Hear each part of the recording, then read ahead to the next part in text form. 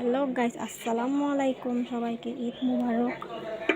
আজকে বিরিয়ানি রান্না করছি সকাল সকাল উঠে। ধোঁয়ার জন্য কিছুই দেখা যাচ্ছে না, অনেক গরম। ধোঁয়াটা কমলেই আমি আপনাদেরকে দেখাবো আমি কেমন রান্না করছি বিরিয়ানি।